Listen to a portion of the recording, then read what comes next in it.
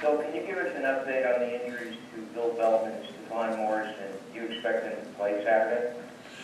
Those guys are day-to-day, Rich.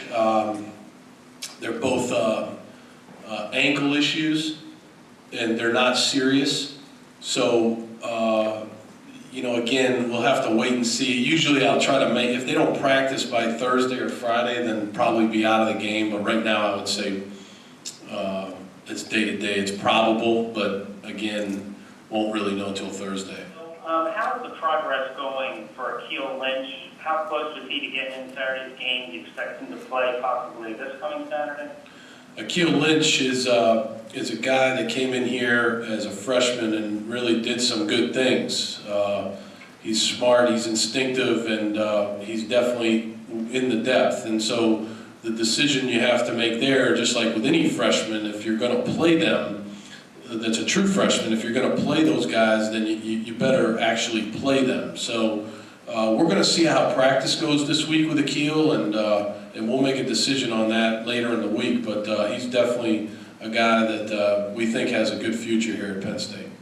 I'm wondering if there are any plans or at least consideration into playing Paul Jones on to Virginia, or right now would you just like to stick with one guy because everyone's getting used to the offense?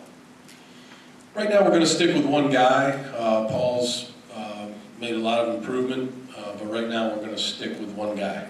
So you have a lot of walk-ons and former walk-ons in key roles. How important is that to kind of send a message to other prospective walk-ons that you may be leaning on them in the future? Yeah, that's a good point. I mean, that's something that we know is going to be important in the next few years, is that walk-on program. And, Matt Lehman, who I was just asked about, is a great example of that. Derek Day, those guys are great examples of guys that, Derek Day, who's played a prominent role also, Matt Lehman. So those are great examples of guys that were walk-ons, and we call them run-ons now. We've changed the name. We don't call them walk-ons anymore. We call them run-ons, and they're guys that have improved so much in their time here at Penn State, and hopefully, especially in the state of Pennsylvania, high school players in the state of Pennsylvania can really look at that and say, here's a place that I've grown up loving and I've always wanted to play at, and here's my opportunity to go play at, and potentially earn a scholarship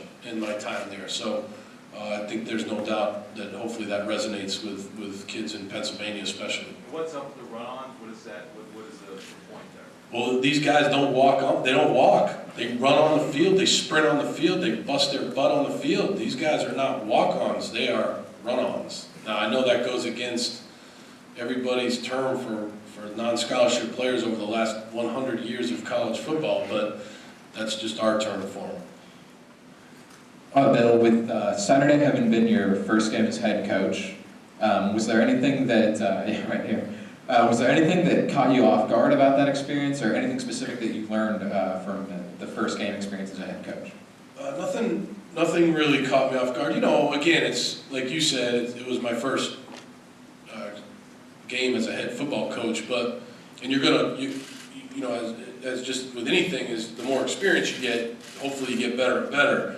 But nothing really caught me off guard. I tried to be as prepared as I could for the football game, whether it was time management or the opponent that we were playing, and so nothing caught me off guard. I was thrilled with the crowd, 100,000 people, and it was a pretty neat moment to run out in front of this crowd and lead the football team on the field, and that was pretty neat.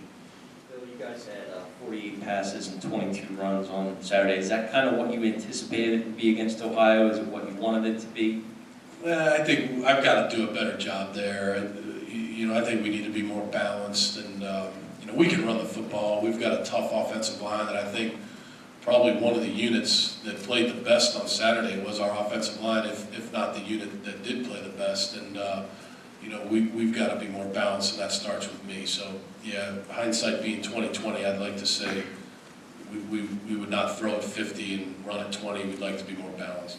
Bill, how do you think your front seven played on defense, and what are some of the challenges they're going to face against Virginia, especially considering Virginia's size of tackle? Right. I thought the front seven did certain things very, very well. For instance, I think it's going to be hard to run up inside on us. And Ohio, had a couple runs late in the game, but for the most part, we controlled it tackle to tackle. I think when you're playing an athletic quarterback, you know, that's a quick passer, we've got certain things we can work on with our pass rush and things like that. When we have a chance to bat balls down or make a play, you know, we've got to make those plays. But I thought overall the effort was excellent. I thought the linebackers played hard. I thought they tackled pretty well for the most part. I just think that at the end of the day, it came down to third down, and we've got to stop them on third down. And then offensively, we can help our defense by possessing the ball a little bit more and getting them off the field. So we had, I think, 76 plays on offense, and Ohio had 93 plays on offense. So, you know, we've got to do a better job of keeping our defense off the field. You had mentioned the run-ons, and I think I read an article that you're calling the scout team the dirty show. Yeah. And you took that from New England. Yeah, I stole that one. Is that all part of the philosophy of keeping these guys engaged through very difficult circumstances? Yeah, to a certain degree, Nate, no question about it. But it's also, we do, when we practice, we divide it up in different ways. So we have certain periods that are ones-on-ones, twos-on-twos. Then we have other periods that are walkthrough type periods. Then we have periods where we need a look, like we need the Virginia look this week. So we have the Dirty Show come in and do some of that. So, you know, we change things up, and we don't just go look teams the whole practice. So part of it is making sure that guys stay engaged. We've got a lot of guys that are on those look team, that Dirty Show team, that are in the game plan on special teams or offense or defense. So they're kind of doing double duty. So, but it's definitely part of the philosophy that we have here at Penn State of keeping everybody involved. Can you talk about, you know, are you looking forward to getting this team on the road and just kind of getting away from everything, you know, and just kind of having that chance to just dial in on this game? And can you offer a little bit up something about Virginia, you know, what you see from them? Sure. There's an element to that, just being able to you know, get on the plane and go play at Virginia. But again, it's a very, very difficult place to play, and you know, so we've got to have a really good week of practice, and you know, with crowd noise and all those different things that we're going to have to handle. But there's an element to looking forward to playing our next game and being on the road. Virginia, Coach London has done an excellent job of putting together his style of team. They're a big team. They're a physical team. There's certain units on the team that are veteran guys that play extremely hard. It's going to be a big challenge for us. He's a guy that I've known for a while. You know, I don't know him well, but I know him enough to have a ton of respect for him and what he's done in his career, national championship at Richmond, and the type of team he's put together at UVA. So they've got big, strong athletes that are a physical football team. Bill, what happened Saturday affect much or at all how you guys will practice this week?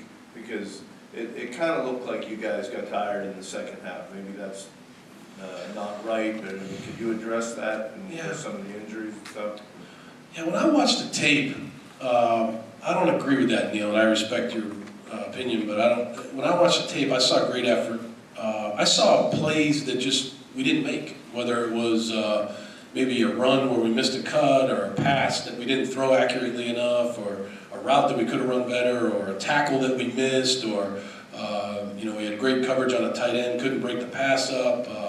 They jumped up and made a play on a pass. We didn't come up through the hands and make the play on it. You know, so I think it was more they made some plays and we did. I wouldn't say, I think our team's in pretty good condition, and I think it's more just making sure that we go out there and show the guys that it's a very fine line between winning and losing. It's the team that doesn't turn it over. It's the team that makes plays in critical situations that usually wins the game.